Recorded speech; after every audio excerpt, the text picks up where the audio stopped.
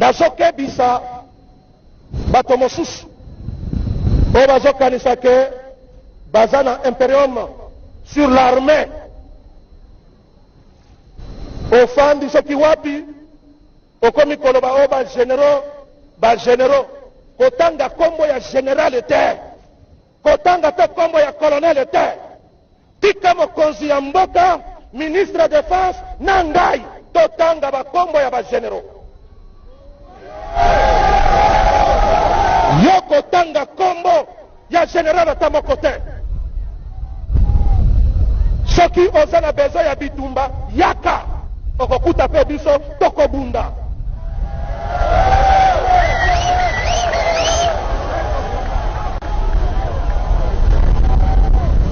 askari eske toza pre ya bitumba eske toza pre ya kobunda na banguna na biso bagénéraux na bacolonel eske boza pre ya bitumba koya koterrorize biso wa te ongai yo nani les histoires évoluent yo zozonga kama kambo ya kala Debout Congolais, unis par le sang, unis dans l'effort pour l'indépendance.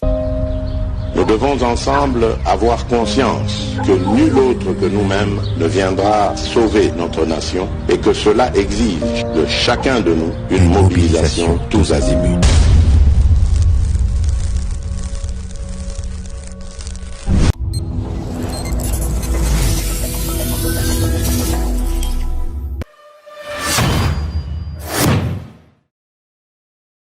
Boye malamu na GCAM télévision, fidèles abonnés, chers internautes, esengonangai lokola momesano ya koyeba bino ebele na bolandi émission Debout Congolais bipa union sobozwami à travers Mokili Mobimba, à travers bien évidemment République démocratique du Congo. Naza na esengo vraiment ya koyeba bino ebele na pesi bino matondo pona fidélité pe confiance na bino renouveler na etando oyo. Comme d'habitude, comme d'accoutumé, toyebi malamu ete justice ya Nzambe erataka moto te, justice ya Nzambe moto moko te aishapaka na contrôle nango. Na rappelaka yo ke eza sentence te mais eza kaka rappel à l'ordre. Soko obosa na samba olonga mais kobosa na jamais rappel wana po yo moko sala inventaire ya vie na yo, balance na yo, penchant na yo, eza côté ya malamu to ya mabe, pour riche ou pauvre, puissant ou faible, biso nyonso tokoyeba kofuta ba acte na biso. Si ce n'est pas sur cette terre, sachez-le bien que même dans l'au-delà, mawa mingi na bano babotami na batato basali mabe mingi na mokili po ba jeune prière ekoleka makasi pour ozala délivrer ou subir conséquences ya mabe tata na yo asalate yango na yo kozala pe tata wana ya mabe te wa azali ko semer semence ya mabe pour bana na ye baya ko souffrir na ba acte oyo bango bayebi mutona makolo na yango te. Il n'est pas temps pour changer. Ezala rappel pour ngai façon ko lekisela bino ngonga te, ezali une façon ya ko introduire émission oyo ya ba éclairer na lolenge ya malamu po biso nyonso to sala kaka malamu. Actualité na biso ezali toujours dominé Wazalendo comme d'habitude. Nous irons à l'est de la République démocratique du Congo où il y a eu encore des affrontements, des rudes combats sur l'axe Ishasha et Kiwanja. En tout cas, M23 au Bazali, très soutenu par contingent kenyan et ougandais. Bazala qui sous une tendance ya kolinga ko reprendre contrôle ya cité ya ki Shanga bakata nzela oyo ya Goma Kichanga bakumba wana esali penza ete bazala lisusu repoussé comme d'habitude. Tokolobela vraiment affrontement pe progression na bango benemi bazali wapi, tout ça nous allons en parler dans cette émission, toujours parlant de l'EAC et les affrontements entre les groupes d'autodéfense topé ba résistant na biso. Tokolobela pe expiration oyo ya mandat to pe mandaté pardon moratoire oyo bandeko na biso ba mouvement citoyen ba groupe ebele ba pesaki na EAC pour être acquitté sol congolais. Après cette expiration des moratoires donnés aux troupes de l'EAC, les collectifs des victimes de l'agression rwandaise et les mouvements citoyens du Nord Kivu appellent la population de Goma et les environs à une manifestation pacifique ce mercredi 18 octobre. Ils allaient mukolo ya lobby pour exiger départ ya force au bango bazali ko benga inutile to kolanda bango na kati ya émission oyo koyeba nini bango bazali ko préparer pona kosala tokolobela pe actualité zali pe conseil de sécurité ya ONU oyo baza ko lancer appel au calme pe intensification et dialogue entre la République démocratique du Congo et le Rwanda pour faire avancer une paix durable dans la région. Wana euti na conseil de sécurité des Nations Unies bango bazali ko senga ete kimia zala entre République démocratique du Congo na Rwanda yango balingi ke dialogue et continuer ko s'intensifier pour ete kimia yango ezala solution ou pas solution. Est-ce que sengeli toyo ke la bango tokolobela ngo na émission lokola pe aussi tolobela ngo na ba émission ebele et puis tokolobela pe réponse oyo ya chef d'état-major général ya ba forces armées ya République démocratique du Congo général Tiwewe oyo à répondre na John Numbi oyo alobi que si Félix Tshisekedi n'obtempère pas pona komema bango na pisto bango balingi, il va faire appel aux généraux.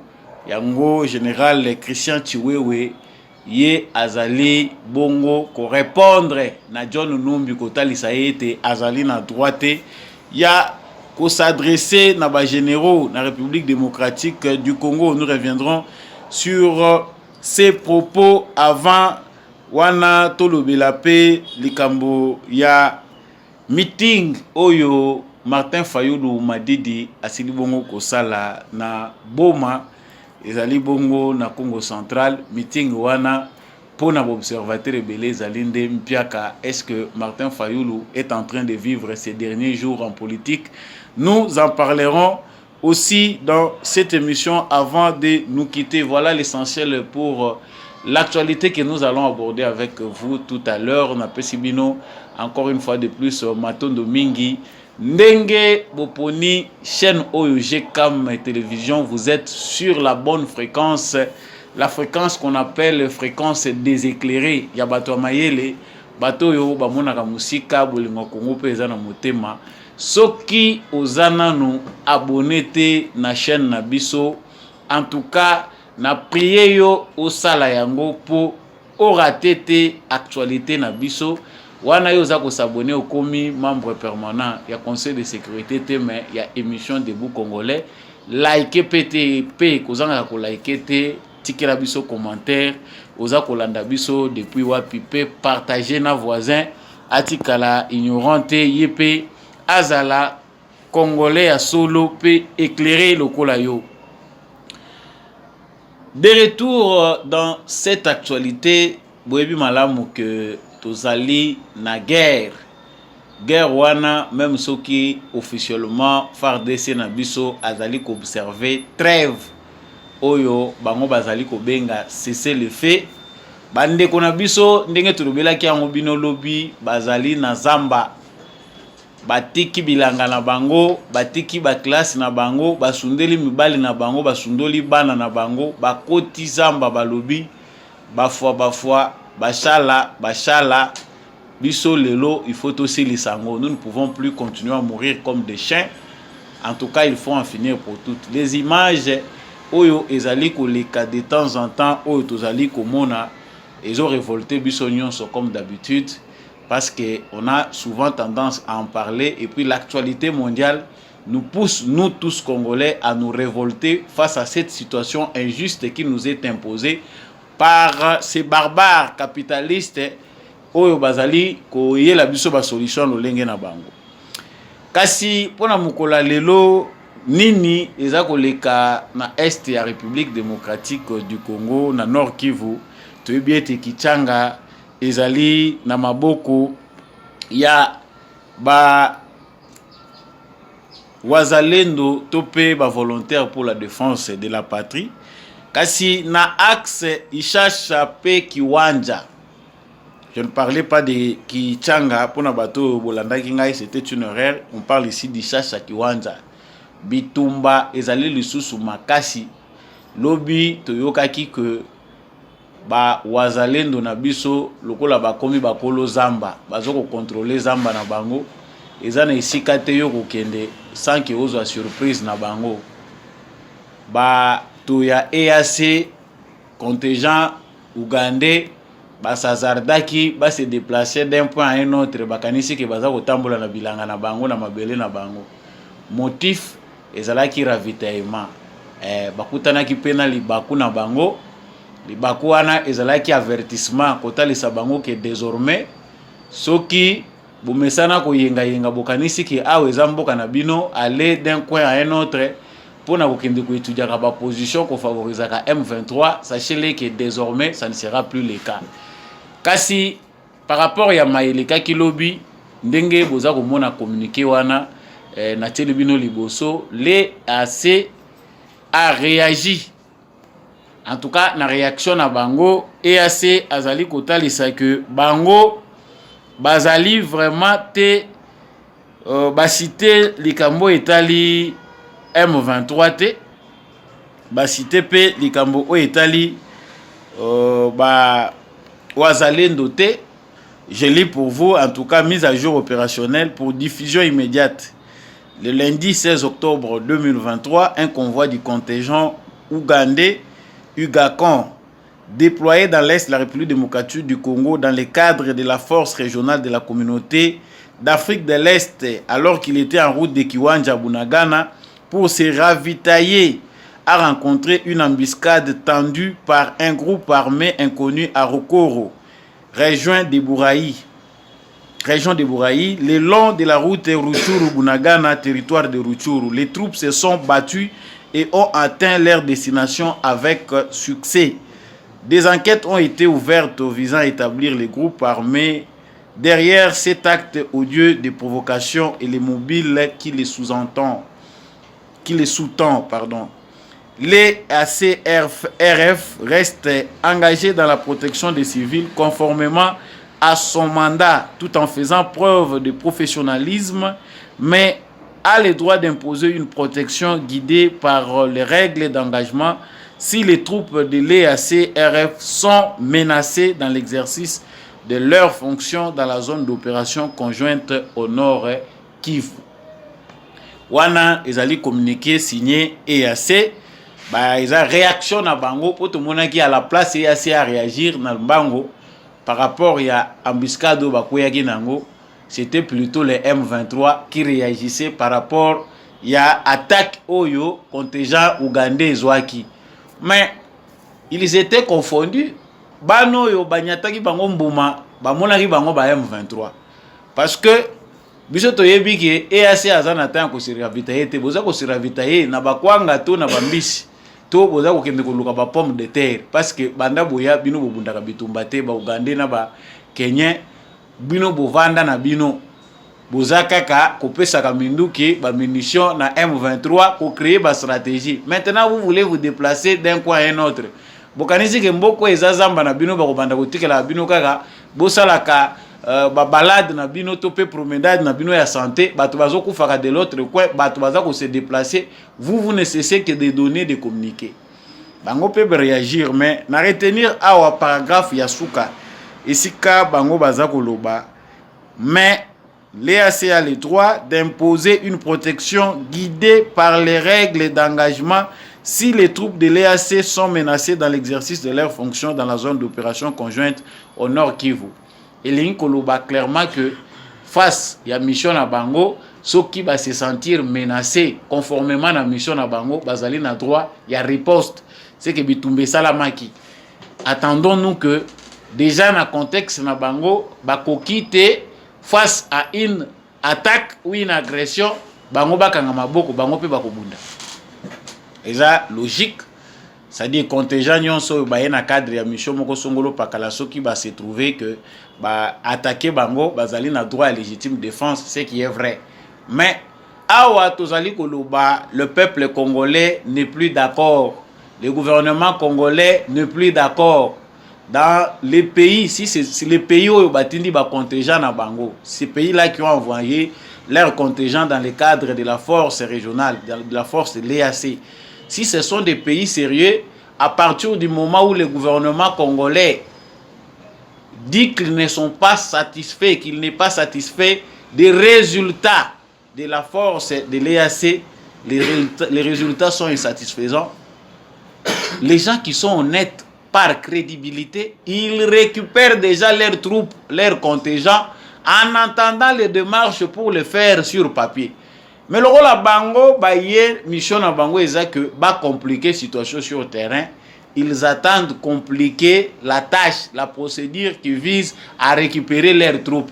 Et mon ami clairement que bayaki na mission oyo bango ezalaki annoncé officiellement parce que soki bayaki na mission eza annoncé officiellement nde basi babendanaki congolais alingi binote gouvernement congolais wandimaki ke bokota awa ba annoncer publiquement na voix ya président de la république na ba institution mususu ya mboka ki en tout cas confiance wana tozana ngo lisusu te et assez za ko rendre biso service ya malamu te. Comment Ruto, comment Museveni et les autres ne peuvent pas comprendre que les Congos ne veulent plus de cette aide. Cette aide qui a été imposée par la communauté internationale n'est plus utile pour les Congolais sur base de l'expérience, des résultats qui ne sont pas satisfaisants. Tokoti awa na likambo ya makambo lelo wanezaki ya lobby baza déjà averti. Bazalendo ba lobby wanezaka ka avertissement. Soki ba trahison ezalaka cette fois-ci basi ba sokoli donc oye bato ba yebi comment les autres disent ici bande comment ba yebi singa tizaba déjà basi ba lati. C'est cette fois-ci ezandenge bandaye ko sala na ba mouvement rebelle pour cette fois-ci c'est pour la patrie. Et pour la patrie, ils disent la vie ou la mort. C'est la patrie ou la mort. De rudes combats sont signalés dans l'axe Ishasha-Kiwanja. Bitumba ezaki lelo lisusu makasi. Ba résistant pe bazali kovanda te balobi en tout cas sita Kiwanja ezaya bango. Baza pe ko faire face na ba force ya EAC ou bazali ko s'interposer. Chaque fois qu'il y a des combats signalés comme ça, EAC Azali aux environs, l'EAC a tendance à bloquer pour empêcher que Batak Wana et Salemate, Bango Bazako Lukaba reconquérir Goma Kichanga. Objectif na Bango ezaki bakata lisusu nzela wana. Tout le monde a dit zongi et se permettre que ville ya Goma ezala ravitailler.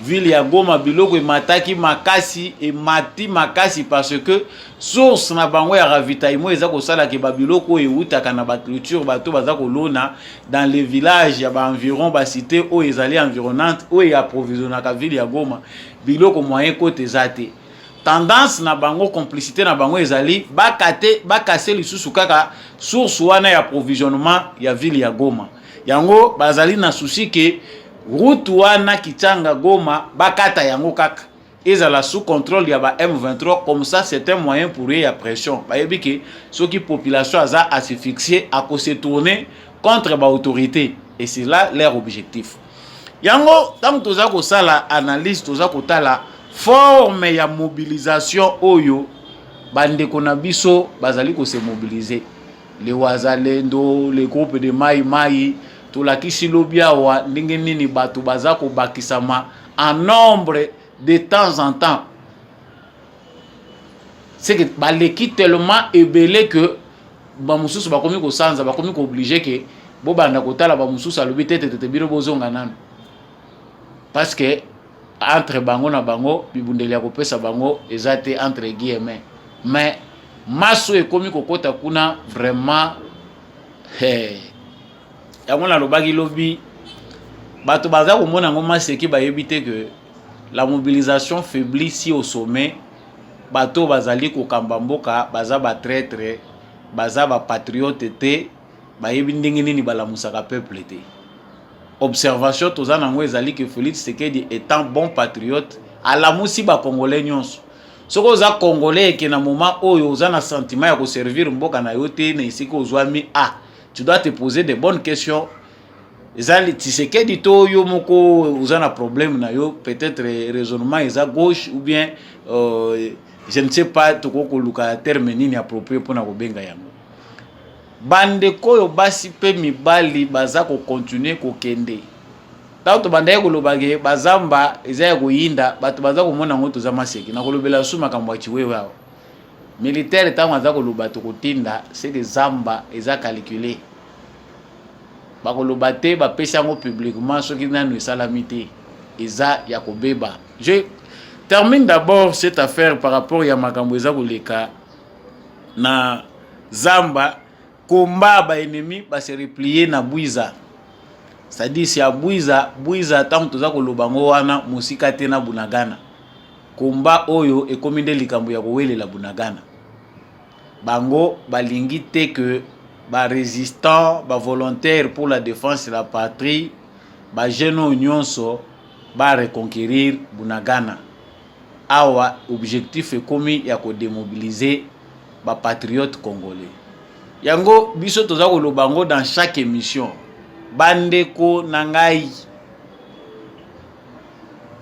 La force est à la mobilisation, mais que cette mobilisation soit une mobilisation définitive. Et c'est le temps même d'interpeller le gouvernement congolais. Pour que bien, après mobilisation, il faillir. C'est maintenant ou jamais. Soit tout sali yango sikoyo, soit tout salaka yango te. Avec ces jeunes gens qui ont accepté d'abandonner. Tala biso ba mususu toza musika na ba ville, on ne sait pas ce qu'est la vie en brousse. Au côté Zamba, vous marchez des kilomètres sans trouver l'eau. Maï ya komelizate tantôt maï bomelaki et si li boza obligé bokoma na village moko kuna bokomi kuna boyoki lokito ezelela bozo bundana posa ya komela maï tolipa. Vraiment ces compatriotes là méritent des soutiens. Zara bandeko moko balança qui appelle balobi qui en tout cas campagne ya un pain pour na ko soutenir bango. Il faut le faire. Soutenir ces compatriotes là bako takabazamba wana na basaki ya mapa na ba mai. Il faut mobiliser ba effort de guerre ya ba compatriotes ba réservistes na biso parce que ba répondre na demande ya armée na biso oyo ezali déjà officialisé ba réservistes na biso ya armée ba volontaire pour na ko défendre patrie. Batu bazo tuna ye FARDC ngo baza ko sala nini bango FARDC bakoka ko sala musalo bandaka laté. C'est que la question que wazalendo aleki na FARDC. OK, yo poko ko yebela na yo ndenge wana. Yo yebela kaka ndenge oyebi wana, eza pe place boyebi na yo isuki. Soutenons les wazalendo. Le président de la République avait fait appel au peuple congolais à la mobilisation l'année passée. À lobby bo se constituer na ba groupe de défense. Tamba za ko lobango batu bayebaka teke démocrate azaka ba armes na ye. Parmi les armes les plus efficaces d'un démocrate, c'est la mobilisation du peuple. Il faut convaincre le peuple pour adhérer à la pensée na ye. C'est l'arme la plus puissante d'un démocrate. Félix Tshisekedi a réussi dans sa mobilisation qu'au toucher ba cœur ya bano ba botami na guerre. Ba botami et l'eau muso ko sala ezate ba yebika munduki s'entretuer entre eux, travailler dans des mines au profit des intérêts divergents. Mais les loyo bayoki mbela Félix Tshisekedi alobi bola muka, mobilisez-vous, faites des groupes de défense, regroupez-vous. Tant à lancer qui appelle ya baoyo bakoko répondre en armée, ça impressionné le monde entier. Recrutement ya modèle wana na nuisalmate na mokili ya ke ba jeune belé boye na 4 coins ya république mais armée sans aki ba recrut mususu albité tete bozela nanu to silisana na ba oyo to kobenga bino ba centre nyonso ya recrutement ezalaki surabondé mokili gangi balobi non muto yaza vraiment na peuple na des places sondage kataki makambu yango wana. Qu'en tout cas, Félix Tshisekedi a son peuple. La misère à modèle au peuple, c'est que aux ambango en harmonie. bozali na vision moko. Outre ceux qui ont adhéré dans l'armée, baza kozwa formation, alobibo créer ba groupe de défense pour nous défendre patrie na bino. Batumsu ba mona kango lokola théâtre, mais ça prend encore aujourd'hui. Quand on voit le phénomène au Wazalendo, on oublie ce que Félix Tshisekedi avait dit hier. Landa ba discours à Tshisekedi Malam, vous verrez que le phénomène Wazalendo, c'est une réponse du peuple congolais à l'appel patriotique de son président. Et Moutakoy qui s'appelle Wanazate. Néanmoins, et l'autre tout ça bête la setawa. Zambeza la PTT. Bouvandi na ba bureau na bino climatisé. Bouvandi na ba assemblée. Vous avez réclamé barrière à ba salaire. Vous voulez l'amélioration, mais ban na bino ba kotizambati.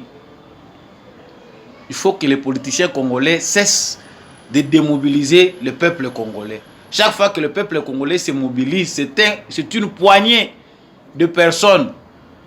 Groupe Mogoya Batu, Bazawana pour décourager. C'est maintenant ou jamais. Soit le gouvernement congolais va faire sa part pour coincer diplomatiquement l'EAC, Babima, Batikila Congolais Mboka Bango.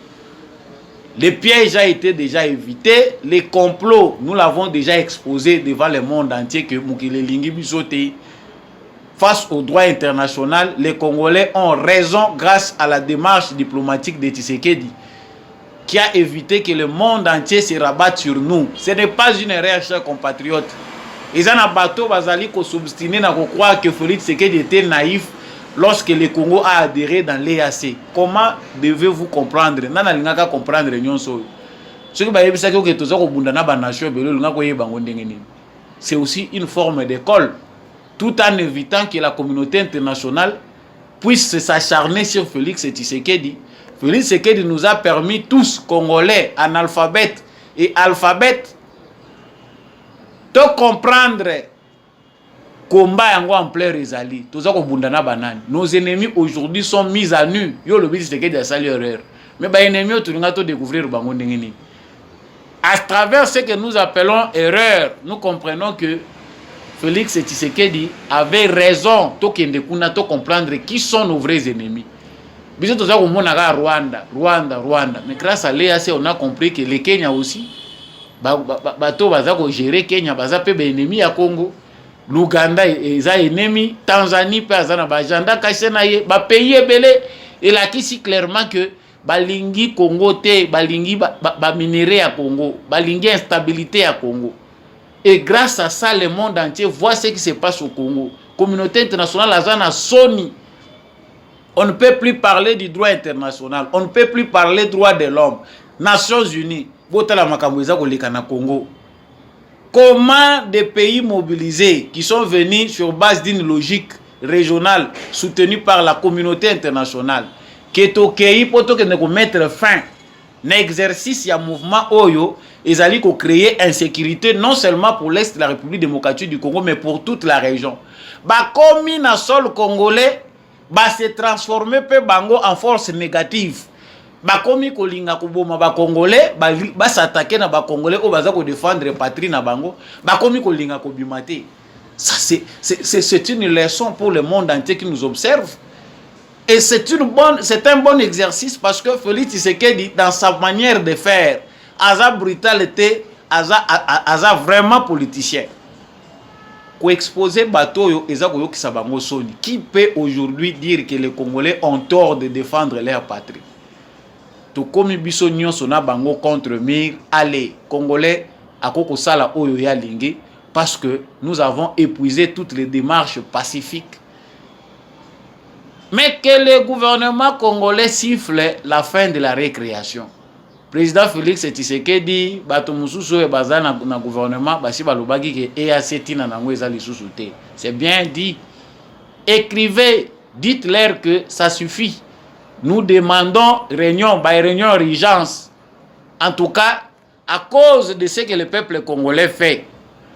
Parce que dans le moment où nous avons se mobiliser les sous na Goma, basa la marche pacifique ndenge tomoni bandeko na biso collectif ya ba victime et agression rwandaise bazali ko se mobiliser pona ko tambola ko senga départ ya force inutile to bengi EAC. En tout cas logiquement ceux qui condamnent Tshisekedi ont raison pour dire que voilà, Félix Tshisekedi n'est pas qui est assez. Raison par rapport à la compréhension la plus populaire. Comment tu as tambola pour MONUSCO kende mais l'autre comme obligé to tambola na MONUSCO na EAC. Sous cet angle-là, bato baza na raison na bango ya ko comprendre que ils nous servent à quoi? Le peuple congolais est souverain zo senga bakende. Na tiki bino nanu bolanda bande ko na biso baza ko senga marche ba ko marcher lobby. Baza ko senga na mobilisation générale simande tozongi. Communiqué de presse numéro 3, c'est 20/11/2023. Les collectifs des victimes de l'agression rwandaise M23 RDF et les mouvements citoyens prennent acte du refus de la force régionale de l'EAC de quitter les sols en dépit des réclamations et lamentations des populations civiles victimes de sa passivité et complicité avec les terroristes M23 RDF.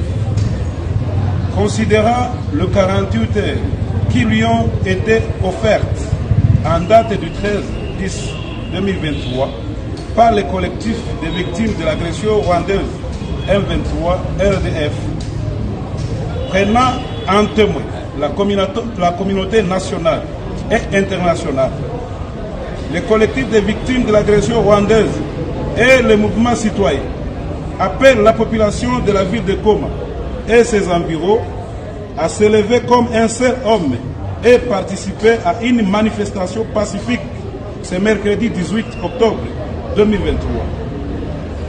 Une pression populaire pacifique pour exiger le départ de cette force inutile. C'est de Majengo, Bouhene et Nyiragongo, on se rencontre à Kihis à 8 heures. C'est de Ndosho, Keshero, Mugunga. On se rencontre au parking Massissi, point de chute au gouvernorat de province. Tout en réaffirmant le caractère pacifique de cette manifestation, nous appelons l'autorité urbaine à prendre toutes les dispositions nécessaires pour l'encadrement des manifestants. Pour recevoir Innocent Rugero, le PC. Voilà. Ndenge Bolandi Bandeko na biso, ils sont clairs. La marche elle est pacifique. Pacifisme wana na mutuaza na kanda, on sait comment ça peut dégénérer. Nous savons comment derrière la marche de Wazalendo, ce qui s'en est suivi, infiltration, tout ce que nous avons connu. Aujourd'hui, nos frères disent qu'ils doivent marcher pacifiquement, ce qui est un droit. Et ils sont dans les bons. Marche wana biso nyonso toza ko soutenir yango si les Congolais sont conscients de ce qu'ils font. Ezalate eloko eza ko salema boza ko yeba na gauche na droite te qui est mon voisin, il vient d'où, toye na ndenge nini. Ça demande aussi de la vigilance. Donc le gouvernement congolais qu'il ne permette pas que cette mobilisation du peuple congolais faillisse à cause peut-être du désengagement, à cause du silence. Le Congolais nyonso à est va comprendre que c'est important biso nyonso tokota likamboyo, c'est le moment. Mangango eseteli nango. Et comme ngonga to buka yango, to lia yango. Yango ndengonga ngo Congolais nyonso azaki kozela. Pour ceux qui veulent faire la marche, en tout cas, il est très important de savoir que vous devez aussi garder un œil vigilant parce que l'ennemi n'est pas loin. Bango bazako linga désordre pour désordre wana ba profiter nango. Marchez, mobilisez-vous, mais tout en ayant un regard vigilant. Pendant ce temps, l'ONU, toujours l'ONU. Biso to botami ba raciste était, mais on n'est pas raciste, on le devient. Parce que ce qu'on voit nous pousse, je ne sais pas, tout ko lobandengeni. Ceux qui ont la foi au Congo, à Goma, ont marché pour soutenir Israël, condamner l'agression de Hamas contre Israël. Parce qu'ils savent que par une alliance spirituelle, ils sont obligés, comme moi, d'être derrière Israël. Mais Israël et les autres nations du monde ne voient pas les chagrins du peuple congolais. Ça, c'est la question que nous nous posons. Le Congo qui fournit tout au monde est toujours dans les pleurs, dans la tristesse. Les Congolais, des millions de morts. Conseil de sécurité a lancé appel. Il faut qu'il y ait une intensification et dialogue entre RDC et Rwanda pour faire avancer une paix durable dans la région. Voilà l'illustration d'un complot qui a longtemps duré. Donc, les dialogues dont parle M23, le M23 parle le même langage que le Conseil de sécurité des Nations Unies. Les M23 parlent le même langage que les Américains. Langage moko. Congolais, langage contraire, les Américains veulent un dialogue. Mais il faut poser de bonnes questions pour avoir aussi de bonnes réponses. Vous voulez un dialogue entre le Congo et le Rwanda autour de quelle matière? Nous allons discuter sur quoi? Parce que logiquement, tout ça côté un conflit moko, tout ça contour nangote conflit moko créé, inventé en Occident pour piller les ressources de la République démocratique du Congo. Et puis ils vont nous amener des solutions. Eza makambo ya Israël na Palestine te. Ba frontière na biso eza bien défini copé. Comment vous pouvez pousser le Congo à dialoguer na Rwanda? Nous allons dialoguer autour de quoi? Nini oyo biso to salate, dialogue nini oyo to salamate. Les Congolais se sont agenouillés pour accepter même des citoyens qui ne sont pas dans le contexte de l'État congolais. Aujourd'hui, nous avons une catégorie de Congolais qui sont des Congolais d'origine rwandaise, les rwandophones que nous appelons chez nous. Les Congolais, par souci de paix, bitumbeleki makasi mukili mobimbeza kwa impozaka pour éviter qu'ils baillent profiter dans Simalika Moyo. Admettons que désormais nous avons des citoyens congolais oyo bazali d'origine rwandaise, bazabande konabiso. Mais cela ne suffit pas comme plan ezakaka que ba construire ko créer cacao pour bango ba piaka république na bango ba concrétiser ngo. Ils doivent persévérer na bêtise na bango. Ngana za ko insister na za ko lobage après toutes les réflexions faites to comprendre que finalement même cette nationalité là moyens za le sous to garder en côté. Je vous laisse suivre les propos de Paul Kagame interviewé par un journaliste de Jeune Afrique. We are not going to be a ground where you just dump people you are persecuting in broad daylight.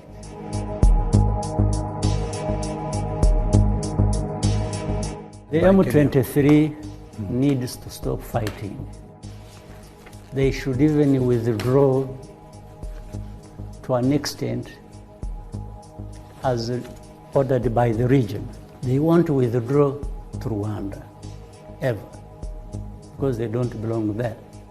Withdraw of M23 to whatever point you want them to withdraw to is not an end in itself. It does not provide a solution. Trying to empty Congo of these Tutsis and throwing them across the border has to stop. We are not going to be a ground where you just dump people you are persecuting in broad daylight. Voilà. Ba propos oyo ya Kagame ezali kolakisa problème parce que vous l'avez suivi, il parle en anglais. Pour ceux qui peuvent lire Bomoliango, ils ont bien traduit en français. Moi, parti oyo tozui, Kagame parle du retrait, il y a M23. Il y a évidence pour nous, M23, il faut se retirer selon Dengue Bayokani dans la région.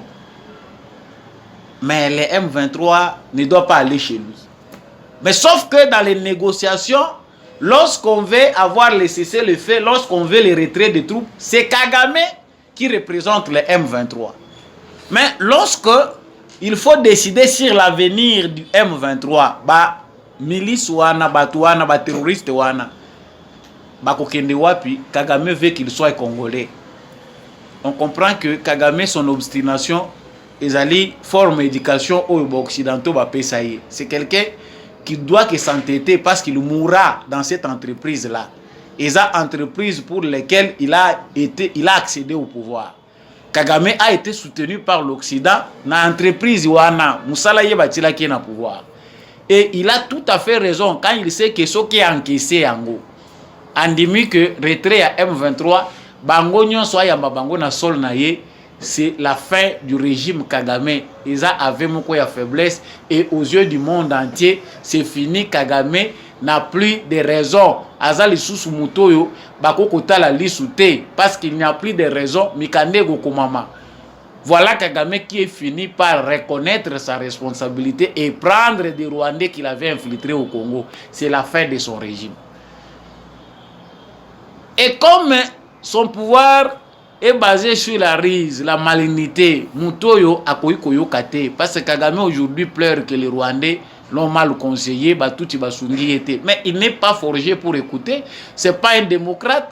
Tshisekedi na Kagame, c'est deux systèmes différents. Tshisekedi souffre parce qu'il est obligé de suivre la marche démocratique. Na Bozoba, na Mayele Yaba Congolais, il est obligé de respecter ça. Chez Kagame, ce n'est pas la même logique. Là-bas, ils ont la Corée du Nord, Usakani, Babareyo, Bakokolanda, ou même les Banda Mboka Babomiyo. Ce n'est pas ce que Tshisekedi est prêt à faire. Ce qui Tshisekedi Azaki lokola Kagame, John Numbi, Akosala Makelele était Libanda. Mbele basi bakati mutu boyoki kakufi et puis point barre. Okoyoka peut même droit de l'homme et le bâté. On sait que c'est son système. Mais ici Kagame parle de l'avenir. Il est décidé, M23 doit se replier. Wana ils assurent Babi Manabango. Et puis il souligne un point très important. Oyo na minito eza à la base il y a dialogue oyo communauté internationale azako senga pour les M23. La communauté internationale, les États-Unis d'Amérique, l'Europe, l'Occident en général, sait que la stratégie de Félix Tshisekedi a déjà réussi. Il s'est bien entêté, il s'est organisé et voir déjà la démarche qu'il a faite. Les M23 ne peuvent plus faire face à Félix Tshisekedi. Même l'armée rwandaise ne peut plus contenir l'avancée de l'armée congolaise. Logiquement, le cessez-le-feu qu'on nous impose, c'est une façon d'empêcher le Congo d'exterminer les Rwandais. Parce que c'est déjà sûr, dans toutes ces années, Tshisekedi s'est beaucoup investi dans l'armée. Il est resté silencieux dans certaines recommandations. Oyo ezalaki logique était que biso ba Congolais tondi mango. Mais à cause de la faiblesse de notre armée, atikeli bango tamoko ya silence pendant qu'il préparait son armée. Aujourd'hui, il est fier. Ayebi que maintenant qu'on a les moyens de nous défendre, on a déjà tracé un chemin, on a un budget chaque année pour notre défense qu'on peut toujours augmenter. Avec un atout majeur, la taille de notre population, on peut encore alourdir les chiffres ou peut-être le nombre de nos militaires. On peut révolter tout le monde et c'est déjà un grand atout. Non, Tshisekedi, cessez le feu, Boyokana, cessez le feu au peuple congolais, dialogue au Bazako Senga, au Moni, partout Bazako Senga, dialogue, Uhuru Kenyatta, qui aujourd'hui au service des Occidentaux demande le dialogue, la région parle de dialogue, Bangonyo Bazako appelé un dialogue, ce dialogue-là ne nous est pas profitable. Pourquoi? Parce que il ne respecte pas premièrement la logique des recommandations de Nairobi. La Nairobi, balobaki M23 s'est cantonné. Les M23 etikali ko s'est cantonné te baza protégé na ba Kenya na ba Ougandais. Objectif a ezali que biso to kende kozwa bango lokola bana na biso. C'est que Félix Tshisekedi ne veut pas. C'est que Kagame, qui est leur papa, n'est pas prêt à accepter. Kagame ndenge bolandi wana atie niet bic rouge, c'est quelqu'un de têtu. Ye penda kangi penda na elongi omoni na elongi ya mutu po baninga bazala kata na mwa camouflage otali na elongi ya mutu eko cacher ba sentiment. Mais Kagame est devenu petit à petit un monstre qui même son visage reflète bondokyo ezala kati na ye. Il dit il faut éviter loko wana ya batuti wana qu'on ne veut plus Congo, qu'on veut chasser du Congo, qu'on veut nettoyer du Congo. Mboka na Rwanda kozala isika te baza ko jeter bateau baza indésirable. Mais C'est même tout cela que tu dis qu'ils sont préférables baza ya Congo. Ba tout yo so créé ya Congo. Po ba koyi ko zonge pa na yo te wana. Quand ils sont menacés là-bas, soko yoki kuna ke libange beti bango na mutu osali déclaration lobby na Congo ezali kuna na génocide moko ezo se préparer, on veut exterminer. Grâce à Félix Tshisekedi, on a compris que Kagame est moins intelligent, c'est un instrument au service des prédateurs. Aujourd'hui, il se contredit de toutes les façons, il n'a plus d'arguments. Le Rwanda au Conseil de sécurité des Nations Unies n'a plus les moyens de défense. Comme un débat congolais, comme si le Rwanda est une province de la République démocratique du Congo qui réclame son indépendance. Et ça, l'important ici pour nous Congolais, c'est de nous aligner dans cette logique-là. On voit sur les réseaux sociaux des Congolais fabriqués qui sont payés de l'extérieur, qui se disent Congolais mais qui veulent aussi un dialogue avec les Rwandais. Baza n'a pas de réseaux sociaux. Et quelqu'un qui se dit Congolais, qui vit à Kinshasa, qui veut un dialogue avec les M23, qui soutient les M23 à partir de Kinshasa. Je ne sais pas, ceux qui na Rwanda, côté Baoutaki, Bakoko supporter Biloko Andengewa. Donc, retenons que nous sommes face à des ennemis multiples, mais la détermination du peuple congolais ne doit pas fléchir. Le gouvernement de la RDC doit bien méditer sur les bonnes stratégies. Atterrissage Oyo, il faut être à la historique. Nous avons été piégés longtemps, nous avons été malmenés. Et c'est important dans le moment où Biso Nyonso, tout va de la Likambango pour ici la libérer. Ici, nous allons aussi parler de la réponse du général Chiwewe à John Numbi. C'est vrai, armée est armée, mais tant que vous déserteur, mogo azako s'arroger droit à ça l'appel na ba généraux, il faut que vous ici na place na. Je voulais suivre les propos du lieutenant général Chiwewe, chef d'état-major Simandé Tozongi. Ne jamais trahir le pays, ne jamais trahir le Congo. Nalingi na rappele bino parce que na zomo na bato mosusu on dirait babandi ko bela maboma na mboka oyo RDC. Nous n'avons qu'un seul président de la République, nous n'avons qu'un seul chef de l'État et nous n'avons qu'un seul commandant suprême, c'est le président Félix Antoine Tshisekedi Tshilombo. C'est lui le président. C'est lui notre commandant suprême. C'est ça notre commandant mon sous-souté.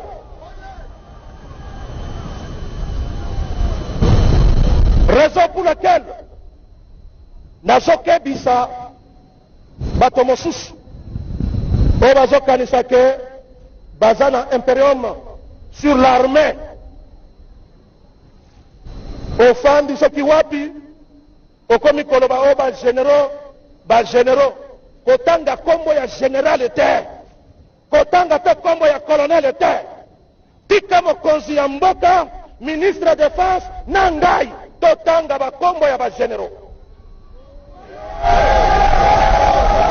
yo kotanga kombo ya général ata moko te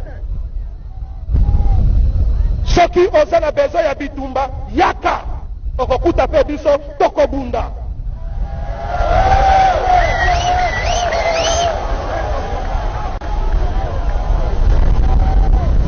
Askari, est-ce que toza prêt ya bitumba? Est-ce que toza prêt ya kobunda na banguna na biso? Ba généraux na ba colonel, est-ce que toza prêt ya bitumba? Koya ko terroriser biso wate ongai yo nani les histoires évoluent yo zozonga kama kambo ya kala même ata nzoto yango kasi elembaka nzoto oyo nzoto elembaka soki elembi ndima mpe tika kende kofanda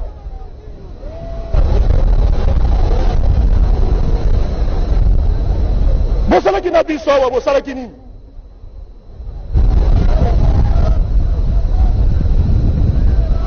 Mokonzi Azase Moko et le chef de l'État alobi na ngai na rappele bino mokonzi aza se moko baza mibale te.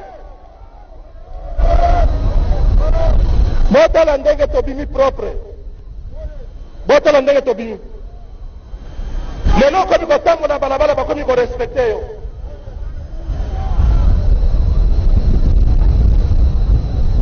Renouvellement ya devise na biso to dédié yango epai ya commandant suprême na République démocratique du Congo.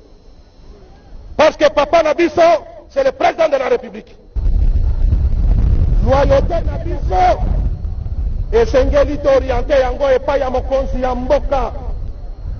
Et c'est là où je dis na mboka oyo toza na deux présidents te, toza na deux commandants suprêmes te, toza na kaka commandant suprême moko, président de la République. Natangi pe kombo na ye président Félix Antoine Tshisekedi. Pe nalobi ye nde commandant suprême ya mampinga. Mosusu azate nde kuna na kebisi barevers bazokanisa ke bakopesa ordre na armée. Oh, nous sommes en contact avec les généraux. Général ya wapi? Yo kanisi ke ba général oyo bafandi awa baza distrait. Kasi mutu na mutu azosala vi na ye. Ndenge totalemi awa, en commençant par moi-même, j'ai une famille. Au-delà de l'armée, esengeli na protéger. Yo kanisi un général akoti kokota na aventure moko boye, akota kaka na aventure. Parce que yo lobby, yo oza nani? Soki oza na rébellion na yo, kota okokuta biso na balabala, tokobunda pe okotuta la terre. Eza ndoto. Il n'est pas interdit de rêver, eza ndoto. Et là, nazokebisa, nazozongela lisusu kokebisa bandeko oyo toza na bango baza a contact na batu oyo wana.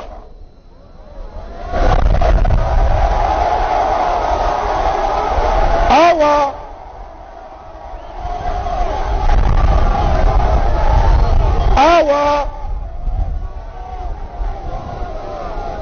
nazokebisa basoda ezala na G, ezala na commando, ezala na force aérienne, ezala na ba unité nyonso ya force terrestre, ezala na PEM, ezala biso moko bakonzi. Nazokebisa bino, nazokebisa bino, nazokebisa bino. Bozwa biso batu mabe, me nazokebisa bino. Ba telefono boza nango ya mike mike po ba kontrole bino te, nazokebisa bino. Awa tokomi na système tala ngai na tala yo totalana.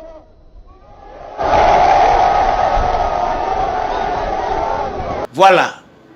Wana ezali chef ya mapinga na biso aza na droit ya kotourner comme un militaire pour rassurer, parce que sortir na ye d'abord eza pour na ko rassurer puis ko mettre en garde.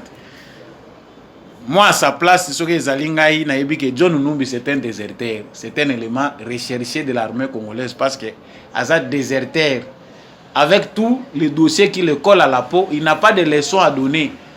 Mais comme il est au service d'un autre prédateur, au Tuchiawa, Atalandenge Congo, Izako Bonga, na présence naye, il n'a que dire tout ce qu'il peut dire là. Parce qu'il y a un moussala na yazako sal. Yango ba mettre ye en garde. Makambo chiwe wa yebisho te biso nde toko yebisa yo ango. Arme otikaka ezako fonctionner ndengo tikelaka ango te. là boza ko mikosa penda boyebi teke armée botika ka eza ko fon même bango ba généraux batikali o zo ko belela wana parce que yebi ke ba ko yokela bino po Kabila nde mutangindisa bango ba yebi ke c'est très dangereux. C'est une piste à ne pas scruter parce que ils risquent de perdre leurs biens. Biso tozana banda côté, nous risquons d'aller habiter des maisons gratuitement. Botuna bato mobutu ba musu bayaka kozonga ba komi ko réclamer ba parcelle. Ba kuti yango morcelé en 3. Ba kolo nango bazu yango. Les Congolais se sont vengés comme ça, il y a des parcelles qui sont parties. Ba musu koma ko beta kaka tozaka na lupango na biso ya mulai tam tokimaka wana tokendaka poto azonya wa komi na ba procès. Bien mal acquis ne profite pas. Et ko kende ndenge wana pe ko ina maboko batu mususu. Tala risque yo zo cha ba généraux yo zo benga wana. Yango chiwe wa yebisi bango ba généraux. Yo zana droit ko benga bangoti. Vous n'avez pas le droit. Ezali chef d'état-major, tout ministre de la défense. Tout président de la République. Yo te yo na droit ni no ko benga ba généraux. Ba généraux ba ko yoka yo. Comme ça yaka le monde nous a capable. Yaka biso tozo zera yo. C'est juste une réponse normale. Yako pesa ye. Il ne méritait même pas une réponse, mais mieux vaut qu'on paye ça pour ba mususu pe baza ko luka ba yeba bala kisaka bango déjà. Le chef d'état-major Christian Chiwewe alobeli likambu ya 15 brigades oyo eza ko bakisa. Bato baza ko tala bazomona ngaka Tshisekedi azo sala comédie aza ko loba maloba ndele kebele toza ko mona iloko moko ezo salima te. La sécurité nous a pris beaucoup de moyens, continue à prendre beaucoup de moyens. Tant que que surprise que vous allez battre, mon agent ngoma seki. Na est ya Congo madusu que vous allez sous-souter. Parce que les Rwanda, la stratégie Kagame comptait beaucoup sur les vides au Congo. Vous avez tambola ba territoire, vous avez mona na yo soldati. Bamsuwaza ko tuna siko ba soda ngwe bele wana bakene ko chaba ngo wapi yo sala calcul na yo oyebi stratégie armée yo fanda otala kaka côté tozali ko kende soko ko yoka lisolo ya M23. Donc pour terminer ce point et sengeli toyeba que les M23 dont on parle n'existent presque plus. Bazali ba marionnette ou baza ko utiliser bango, on a vu leur vulnérabilité. Bazali sous le côté, mais on comprend que ezali astuce ou etikali ba mafieux ya communauté internationale ba diembeli nango pona ko sala chantage na Tshisekedi. Mutu na mutu aza ko luka a marchander ba intérêt na ye autour ya kombo wana ya M23. Kagame qui est déjà très affaibli n'a plus confiance en personne. Kalate ko banda ko zala na problème même na mwasi na ye. Kalate ya zana risque ko banda ko poursuivre même ba makangu ya mwasi na ya kala parce que il n'a plus confiance en personne. Ya zo kanisa ke ko changer batu na ko changer sécurité pour ba coup d'état eza ko sale mandé efficacité et défense. Non. La vérité triomphe toujours. Le camp du Congo c'est le camp de la vérité. La vérité finit toujours par éclater. Voire même ressusciter ses morts. Ba mort ya Kagame nyonso ezaki na placard, ils a déjà exposé. Il n'a plus le temps de se cacher. Honte aux États-Unis d'Amérique, honte à la communauté internationale qui continue à traîner pendant que la vérité a déjà éclaté au grand jour. Tout que ne solo na Kagame, tout que ne solo na Bakingandi. Tawana est largement dépassé. Nangambu ya ba élection, ba candidat baza ko sekisa biso. Eza facilité nangambu ya ba élection nazoli bino paragraphe pour to souffler un peu to sekate mais to souffler ya Martin frère Martin ba muso ba benga kaye le président élu tout ce qu'on peut dire de lui en tout cas aza obstiné malgré ko soit na opposition baza ko tuna ye oyaka na combien tango zolaka candidat o chaka mbongo nana bandé ko tambwisa yo en tout cas bitumba ezali ko opposer ba pro Katumbi na ba pro Martin Fayulu. Pas d'entente de ce côté-là. Martin Fayulu, cela ne l'empêche pas comme d'habitude. Il a tourner na ye. Il est retourné sur les traces de Moïse Katumbi. Mais cette fois-ci, il a fauché wapi na boma tolandi vidéo wana nde tozongi. Makambo docteur Etienne Tshisekedi alobaka une fois IDPS na pouvoir. Bien, patala bino moko. Une fois IDPS na pouvoir, opposition Koufi. Opposition Koufi. N'importe opposition est insultée. Pendant l'opposition est insultée.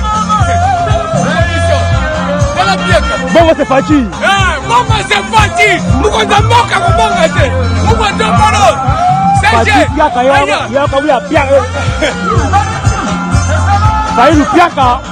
Il y a la colle. Ça y est, le piaka. Ça y est, le piaka.